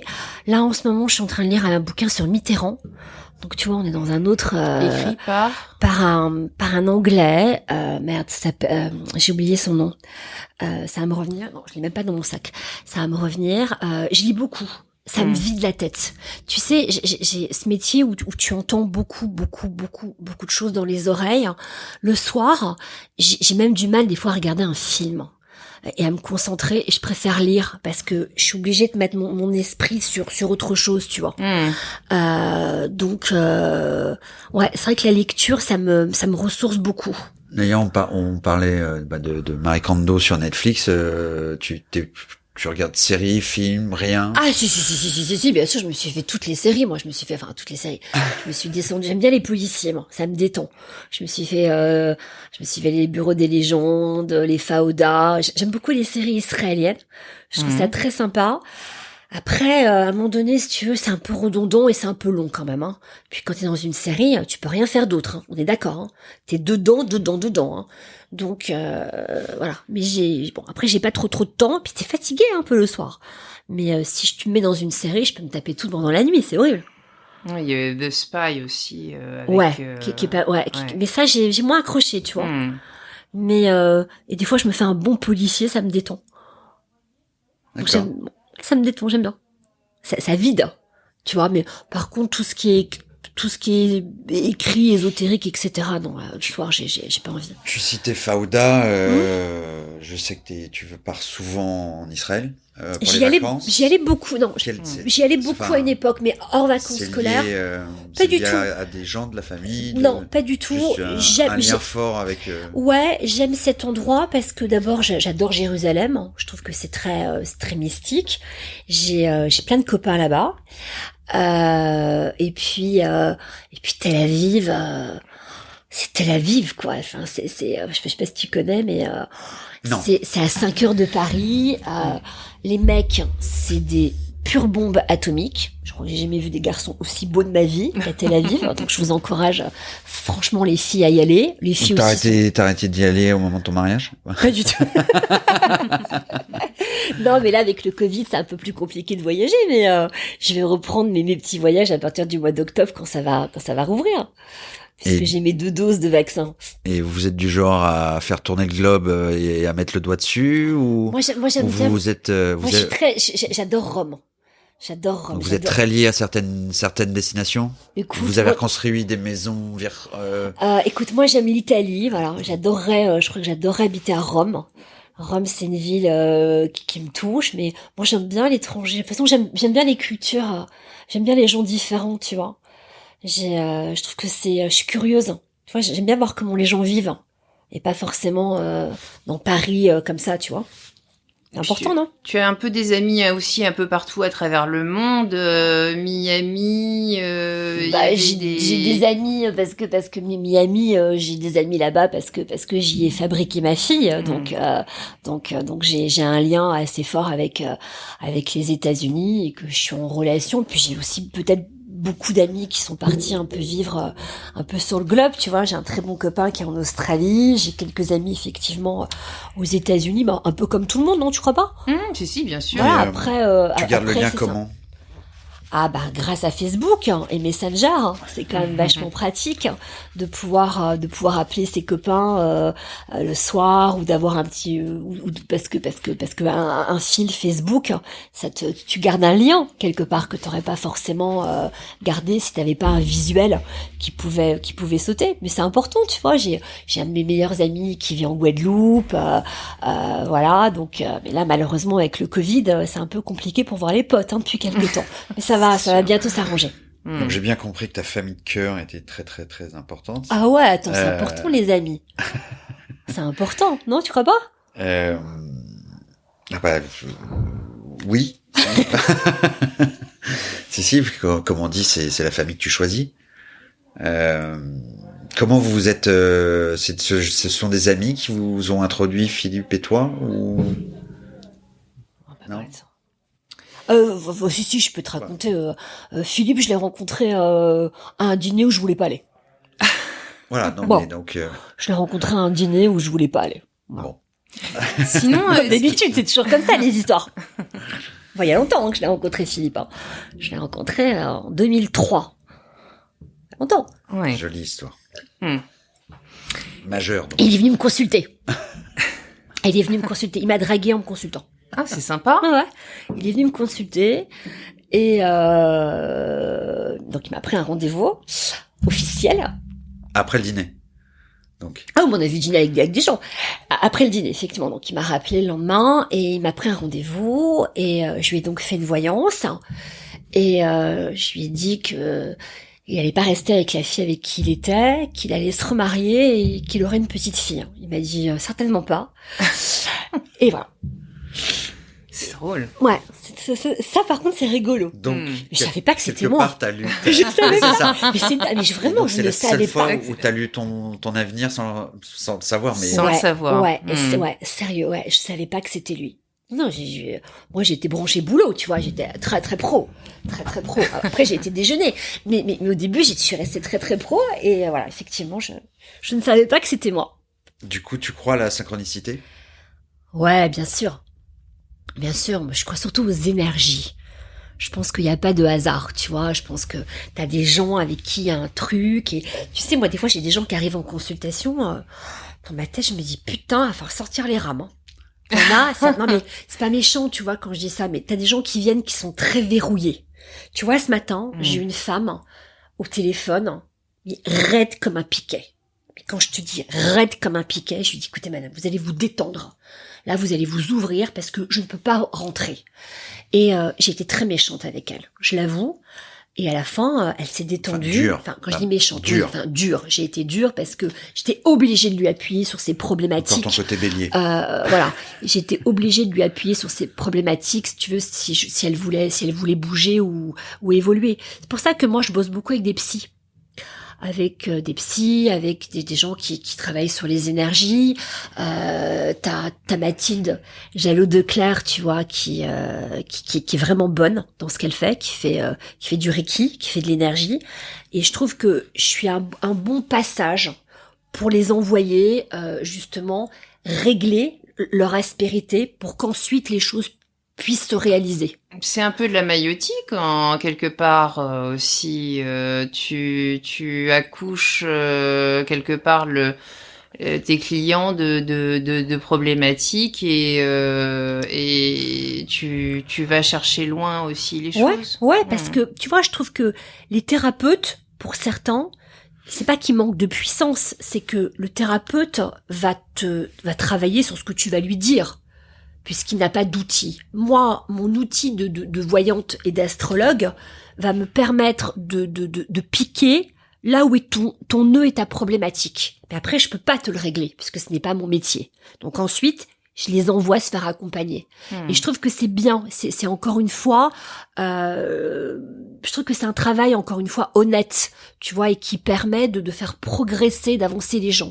Alors après, j'ai plein de thérapeutes, hein. Donc j'ai des hypnos, j'ai des gens qui travaillent en EMDR, j'ai grâce d'ailleurs et des gens qui sont dans DSR, tu vois. Mais et je ne reçois pas de commission quand j'envoie des clients, on est bien d'accord, hein, parce qu'il y a des mauvaises langues qui ont pu dire certaines choses. Ce que je veux dire, c'est que tu les aides justement. Une voyante, il y a qu'elle qui va parler. Tu vois ce que je veux dire? Parce que moi je vais pas te tirer les verres du nez. Après, il faut aussi que tu joues le jeu, que tu sois détendu, que tu sois ouvert. Mais à partir du moment où j'arrive à trouver tes failles, tes problématiques, après, je pense que le praticien peut t'aider à guérir si tu travailles effectivement sur toi. T'es un peu le généraliste qui renvoie vers Ouais. Moi, je suis un diagnostic. C'est ça. Moi, je suis un spectre, tu vois. Moi, je vois. Voilà. Tu vois, il peut m'arriver aussi. Après, je fais pas de médecine. Mais bon, si je vois un truc endocrinologien ou un problème gynéco, je vais dire tiens, vous devriez aller consulter telle et telle personne. En règle générale, sans vouloir me vanter, je me plante pas trop. Oui, non, mais t'es pas dans le diagnostic, là, t'es juste... Dans le sensitif. Mais voilà, mais après, je les éveille, je les ouvre. Maintenant, ce qui me fait vraiment plaisir, c'est quand ils m'écoutent. Ils m'écoutent parce que je leur veux du bien, tu vois. Et quand ils me rappellent quelques temps plus tard et qu'ils me disent Déborah, merci, parce que vous aviez raison, ou parce que j'ai été consulter tel et tel praticien, bah ça va vachement mieux et ça m'a permis de me sortir de mon problème. Tu vois, t'as des gens qui ont des traumas, on parle beaucoup de MDR, on parle beaucoup d'hypnose. Bien sûr. Bon, bah moi j'ai des femmes qui viennent chez moi, il y a eu des viols, il y a des choses d'ailleurs, des fois, elle n'en parle qu'à moi, tu vois. T'es là, tu reçois l'info, c'est compliqué quand même, hein. Tu sais, moi, j'ai fait 2 signalements d'enfants maltraités, hein. Ça a été vachement dur pour moi. 2 signalements. La première, c'était une femme dont le mari photographiait les petits enfants sous la douche dans un club de foot. Donc là, je peux te dire qu'elle est sortie. J'ai pris mon téléphone et j'ai appelé le service des mineurs. Et j'ai une cliente qui m'a envoyé des photos de son fils tabassé. Et tu peux pas recevoir des photos comme ça, et donc tu vas chez les flics. Tu deviens complice. D'ailleurs, on salue le travail de l'association de l'Enfant Bleu. Ouais. Qui fait un travail extraordinaire et qui a reçu encore plusieurs prix hier soir pour sa campagne dans le jeu vidéo Fortnite. Des petites déformations professionnelles. Non, mais il faut dénoncer, quoi. Mais ils ont eu une très très belle idée avec leur agence de com qui est d'aller parler aux enfants comme un signal, une cabine téléphonique en fait. Mais il y a un adulte derrière qui dit tu peux me parler. Ouais, à part que le 36, c'est 39, je sais plus là. Non, mais les enfants, là au moins dans Fortnite, jamais les parents peuvent voir ce qui s'est dit ou pas dit, machin, et tu peux rapidement te livrer. Tu chattes avec. C'était très très malin comme idée, formidable dispositif et. Il n'y a pas de trace de l'appel non plus, donc c'est. Non, c'est formidable. C'est un peu comme ce geste de la main. Ouais, le point. Exactement. Ouais. Je sais plus dans quel pays ça a été développé ça, mais. Le problème, c'est que, j'ai aussi des femmes battues, tu vois, en consultation. Et ça, c'est un truc. C'est extrêmement compliqué. Après, encore une fois, moi, je suis pas thérapeute, mais moi, je suis le déversoir, si tu veux, de choses que je vais capter, que je vais voir, et il y a cette forme de honte, voilà. Après, moi, je suis pas médecin, donc je suis pas au secret. Mais bon, après, je peux pas non plus aller tout balancer. Mais les enfants, non, ça c'est pas possible, tu vois. Dans ces cas-là, mais c'est dur hein, d'aller chez les flics. Hein. Et d'aller raconter, j'ai montré, j'avais les photos, j'avais les WhatsApp, mais c'est chaud quoi, c'est chaud parce que quelques temps plus tard la femme m'a appelé en me disant est-ce que c'est toi qui a fait le signalement? Et là tu lui dis bah oui c'est moi. Et elle est tétanisée par son mari et puis quand tu mets le doigt dans soit les elle t'insulte, soit elle te dit merci. Elle m'a dit merci parce que je pense qu'elle avait pas le courage, mais bon, j'ai pas réfléchi, quoi. Tu vois, je reçois des photos d'un enfant frappé, avec des coups dans le dos, des marques. Moi, j'ai dénoncé, quoi. Et je le referai. Voilà, parce que c'est normal. Et qu'il faut. Et je pense que n'importe qui d'autre l'aurait fait aussi. Voilà. Moi, je suis juste détentrice dans ma vie, enfin, dans mon bureau, de secrets et de choses que des gens ont peut-être parfois du mal à sortir. Tu vois, voilà. Moi, j'avais une cliente il y a très très longtemps. Elle m'appelait et elle me disait tout le temps quand est-ce qu'il meurt mon mari. J'en pouvais plus. C'était tous les mois quand est-ce qu'il meurt mon mari. Et un jour, elle m'a tellement pris la tête. Je lui ai dit écoutez madame, vous savez quoi? Vous allez peut-être mourir avant. Elle m'a plus jamais rappelé. J'en avais une. Je suis sûre qu'elle me donnait de la morora. Elle me racontait, mais après, tu sais pas si c'est vrai ou si c'est faux. Donc, c'est très, parce que t'as aussi comme des bons buildés, hein, des fois, hein, qui te sortent des trucs, t'as des psychotiques. Tu sais, il faut faire très, très attention.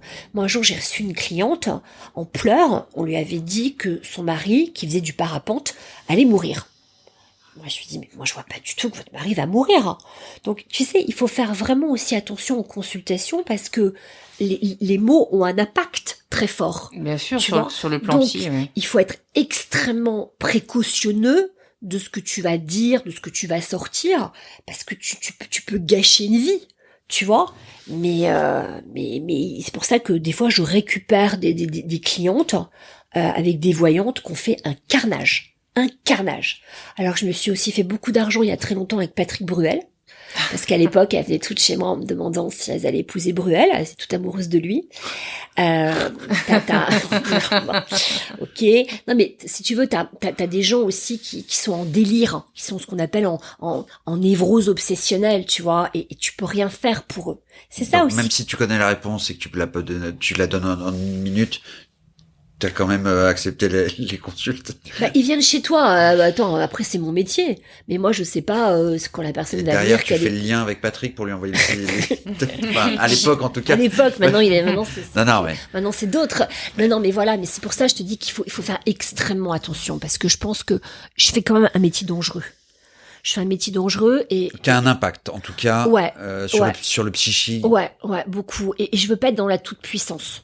Tu vois, parce que je sais que j'ai un pouvoir derrière mon bureau. Je vais pas vous mentir, j'ai un pouvoir de. T'es tiré à combien le France Dimanche par exemple? Je sais pas, je vais pas te mentir. Je sais pas. Je suis nulle dans les chiffres. Je sais pas, c'est dans le monde toutes entier. Les semaines, c'est ça? Ouais, c'est un hebdo. Mais si tu veux, enfin, c'est pas la même clientèle, tu vois.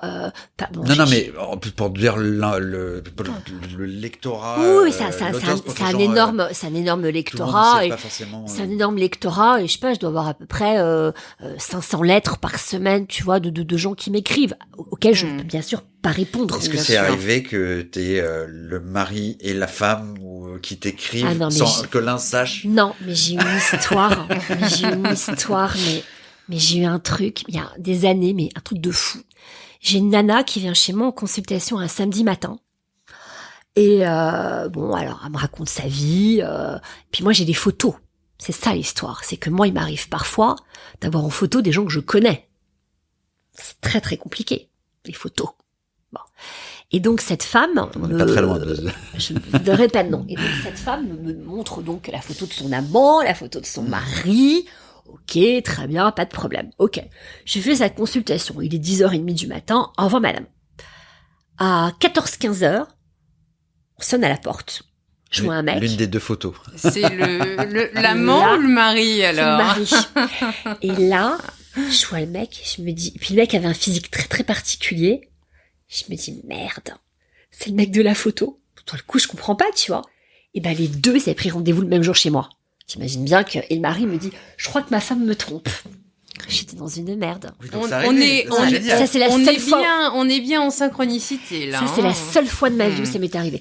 Maintenant, il peut m'arriver, de temps en temps, d'avoir des femmes qui viennent me voir et me donnent des mecs en photo et effectivement, je les connais.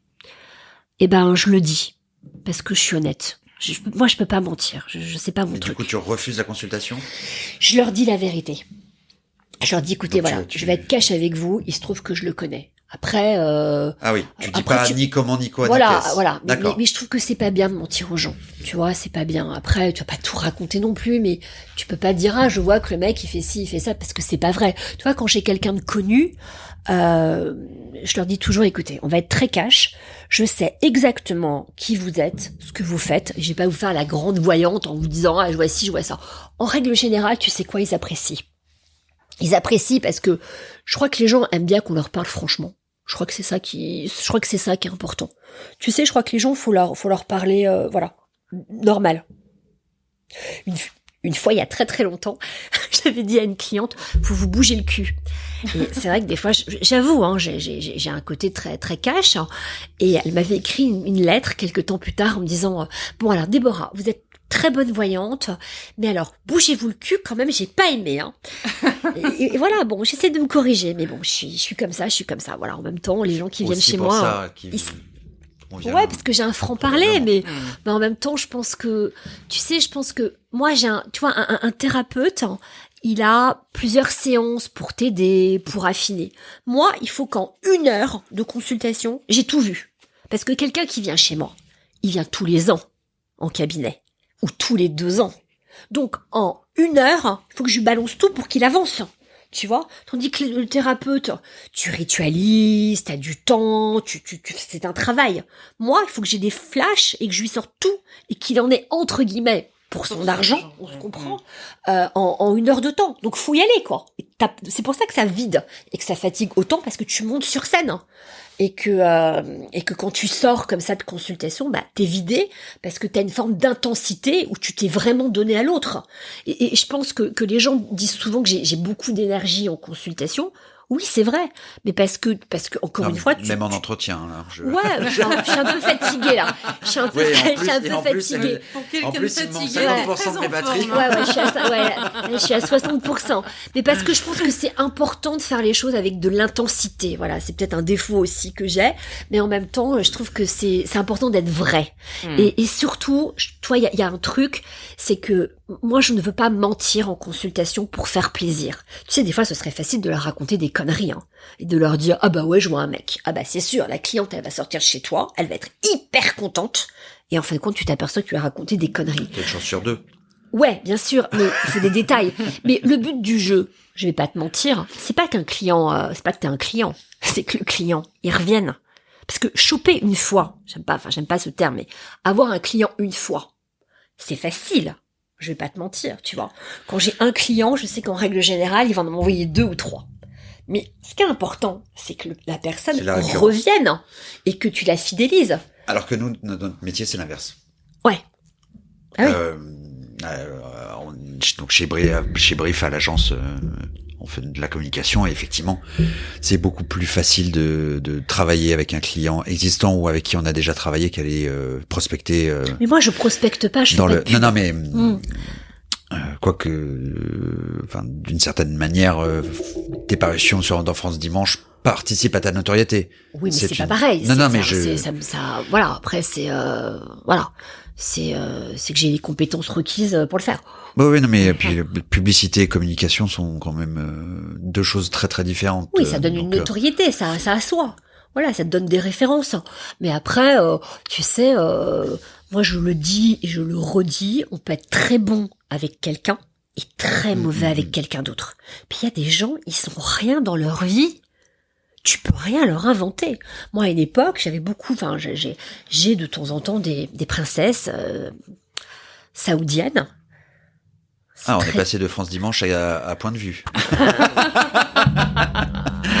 Je sais même pas si c'est Point de Vue là. C'est très compliqué ces gens-là en consultation. Moi, j'y arrive pas. J'ai raté des occasions très très sympas. Mais je peux pas aller. Moi, j'ai refusé des voyages dans des pays parce qu'on me demandait et je sais pas leur faire je sais pas leur faire la consultation. J'y arrive pas. Tu parles plusieurs langues? Je parle anglais, mais en tout cas, je suis pas assez fluide pour le faire en consultation. D'accord, donc mais viennent avec un traducteur pour faire le lien. Il m'arrive très souvent d'avoir des traducteurs pour quand j'ai des hommes d'affaires à l'étranger ou des choses comme ça. Mais tu en cherches pas mal sur DSR, j'ai pu voir effectivement que tu faisais des recherches pour les traductions. Oui, parce que c'est souvent parce que ça c'est des textes de journalistes qui m'ont demandé. J'ai un magazine italien qui m'a demandé à l'époque de d'écrire des horoscopes. Mais sinon ils ont leur traducteur. Mais toi ça par exemple ça c'est une clientèle que moi je refuse parce que autant un ostéopathe va pouvoir les soigner, mais la nana qui est enfermée avec sa camériste et son garde du corps, la princesse saoudienne, moi, honnêtement je sais pas ce que je peux lui raconter. Ça m'emmerde en vrai. C'est con parce que je rate beaucoup d'argent, mais tant pis. Non, je suis franche, je devrais pas raconter ça, mais ça m'emmerde. Qu'est-ce que tu veux que je lui dise? Là, j'en ai une qui m'a téléphoné tout à l'heure. Oh, j'ai fait, je rentre de Saint-Tropez, après je suis à Monaco, et après je suis à machin. Bah oui, mais qu'est-ce que je veux que je te dise, chérie? Je peux rien te dire, moi. Enfin, tu vois, lui dire quoi? Qu'elle va se mettre Elle reste un coup de soleil, je pense. Voilà. Non, mais c'est pas comme, moi, si tu veux, je vois pas mon métier comme ça. Voilà, donc je suis un peu peut-être con, peut-être pas assez opportuniste. Non mais ce que tu disais tout à l'heure, c'est qu'il fallait de la matière pour que tu puisses travailler. Donc voilà, il faut de la matière. Si effectivement t'as rien à raconter, ça a dû être un peu plus compliqué du coup pendant la période du confinement. J'ai pas arrêté de travailler. Oui, mais les gens n'avaient pas de vie. Si, total. D'accord. Ils ne te parlaient pas du tout du Covid, un truc de dingue. Un truc de dingue. Je n'ai pas arrêté de bosser. Même pendant les 2 mois où on a été totalement confinés. C'est là où j'ai le plus travaillé. J'ai pas compris. Moi, un truc très simple. Le jour où Macron a dit que les enfants allaient pas à l'école, je ne voyais plus rien. J'ai pleuré. Mais j'ai pleuré. J'ai une amie qui m'a appelée et qui m'a dit on sortira pas avant le 15 mai. Je lui ai dit ça va pas être possible. Elle avait raison. Enfin, en tout cas, là-haut, ils savaient. Et donc, une amie collègue. Non, une amie. Pardon. Qui m'a dit, on sortira pas avant le mois de mai, donc voilà, c'était prévu, voilà. Donc on n'est pas sorti. Et je me suis dit ce jour-là, mais comment je vais faire pour voir, tandis qu'on est dans cette espèce de nasse où on va être enfermé, enfin ça va être terrible. Et puis j'avais des rendez-vous que j'ai transformés en téléphone, et je me suis aperçue que j'arrivais à voir. Voilà, j'arrivais à voir, et les gens ne parlaient pas du tout du Covid. Ils parlaient de leur vie. Après, tu t'aperçois aussi aujourd'hui que les choses les gens ont changé, tu vois, au niveau professionnel. Ils veulent, pour certains, changer de travail. Ils sont sur d'autres énergies, tu vois. Il y a beaucoup de gens qui veulent quitter Paris, qui veulent se mettre à leur compte. Mais c'est aussi peut-être une histoire d'âge. Parce que les gens qui me consultent, ils ont entre 35 et 55. Donc c'est des âges aussi où tu fais des virages, tu vois. J'aime pas tellement prendre les gens très jeunes en consultation. Je suis pas très bonne. Tu vois, les gens de 20 ans, ça me parle pas. Parce que tu n'étais pas toi-même. C'est pas ça, si tu veux. T'as une appréhension, est-ce que tu penses que tu veux une projection de quoi, avec les gens jeunes? Par rapport à... Ouais. Non, c'est pas ça, c'est qu'il y a pas...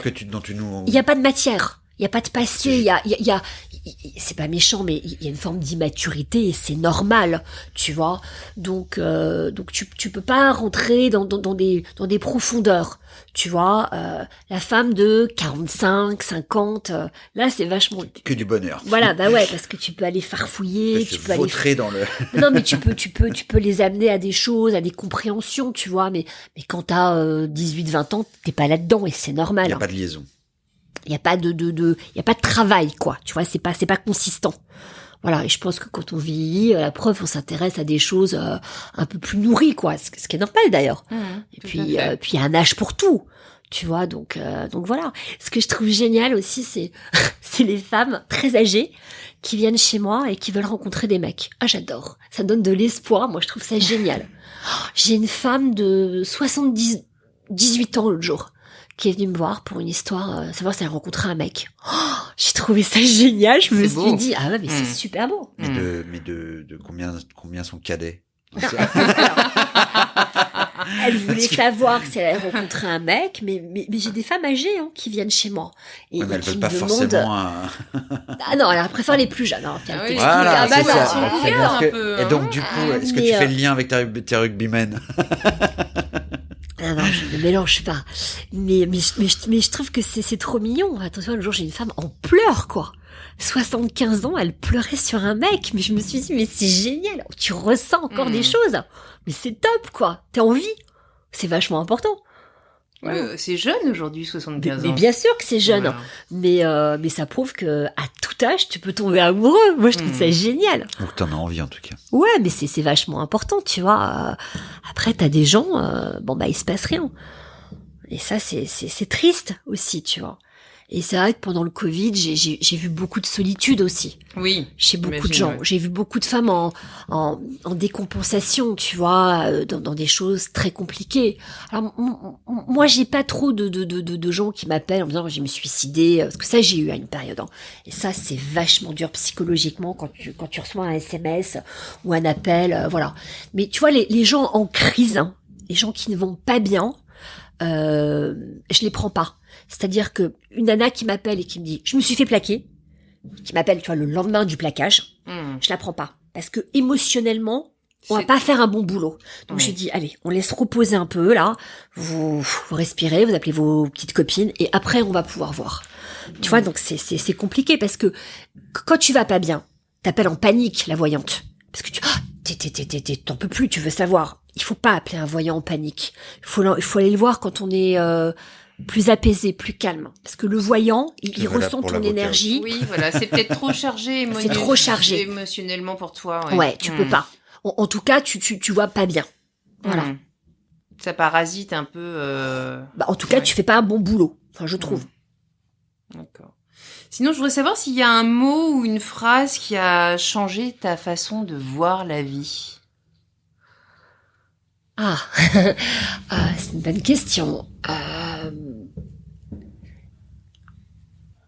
J'ai envie de te dire le mot s'aligner.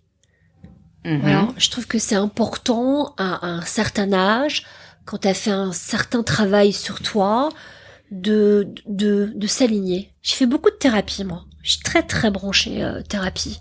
Je suis très très branchée thérapie et en ce moment, je suis très branchée sur les énergies. Je vois une femme géniale qui fait ce qu'on appelle du nettoyage et c'est assez extraordinaire. Tu peux expliciter un tout petit peu. Ah ouais, c'est un peu particulier. Elle travaille sur comment te dire ? C'est comme une effluve, les gens. C'est comme un parfum. T'as des gens qui dégagent des choses, d'accord ? Et moi, quand je suis en consultation, je suis un canal, tu vois. Donc moi, je vois ce qu'on appelle l'aura des gens, l'énergie. Alors, je suis pas du tout quelqu'un de mystique. Tu vois, justement, j'essaie toujours d'utiliser ce mot de cadre parce que je trouve que voyante, ça fait pas très chic sur le papier. Tu vois ce que je veux dire? Moi, je sais que pendant des années, dans les dîners un peu prout-prout ou avec ce que j'appelle les trous du cul, excusez-moi, je parle très mal. Non, mais on est entre nous. Voilà, on est entre nous. On avait été prévenus. Voilà, quand on me dit. Je pense qu'ils ont bien compris. Ça fait 1h40 qu'on parle.